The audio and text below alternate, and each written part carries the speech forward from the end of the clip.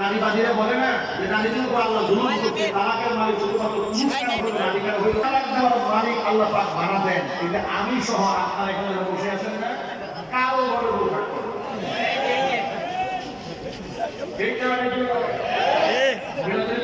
খারাপ।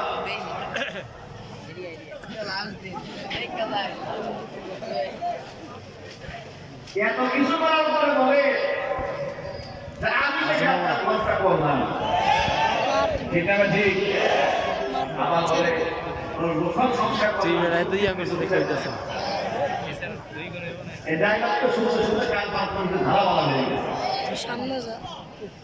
আবার যে বলে না আমি যে তোমার ঘরটা করলাম, আসলে যে আপনি ছাড়া ঠিক কি বলে সংসারের দিকে তাকায় সংসারটা করলাম, ফ্যামিলির দিকে তাকায় করলাম, এই কথাটা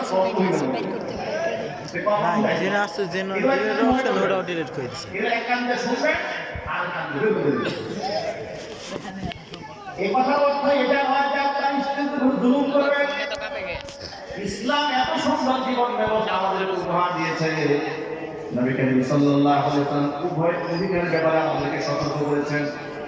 যেমন মহান আল্লাহ তাআলা সূরাতুন নিসা নারীদের ব্যাপারে আল্লাহ পাক বলেছেন ওয়াশিরুহুন্না বিল মা'রুফ, নারীদের সাথে তুমি উত্তম আচরণ করো। সুবহানাল্লাহ বলেন।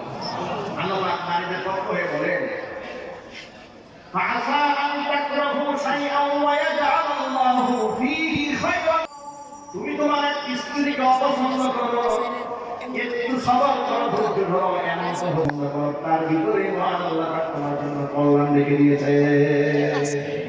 সুবহানাল্লাহ।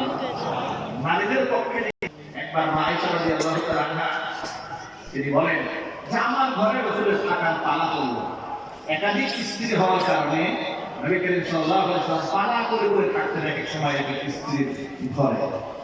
মা আয়েশা রাদিয়াল্লাহু আনহা ছিলেন, এমন সময় তার জনৈক সতীনের ঘর থেকে একটা পেয়ালার মধ্যে সামান্য হাদিয়া পাঠানো হলো। মা আয়েশা রাদিয়াল্লাহু তাআলা বলেন সতীনের ঘর থেকে খাবার এসেছে হুজুরের কাছে, নিজে আমার খাওয়া হয়ে গেছে, আমার তো বাইরে চলে আসছে। কেন বাইরে চলে আসছে? তোমার ঘরে জবাব থাকে, তোমার শিক্ষের করো, আমার ঘরে আসছে, এখন আমার সময়, আমি তার সেবা করবো, ভালো লাগলো। তুমি অন্যের ঘর থেকে কেন খাবার দাবার মেয়েরা সাথে খারাপ হয়েছে, পিয়ালা ধরে খাবার সব ভিন্ন ভেঙে ফেলেছেন, পিয়ালা খাবার চিহ্ন ভিন্ন হয়ে গেছে। মায়ের সাথে বলেন আল্লাহর ভাষা, আল্লাহ নবী আমাকে গুরু বঞ্চিত করেন না, একটা গালিও দেন। সুবহানাল্লাহ বলতে পারলেন না।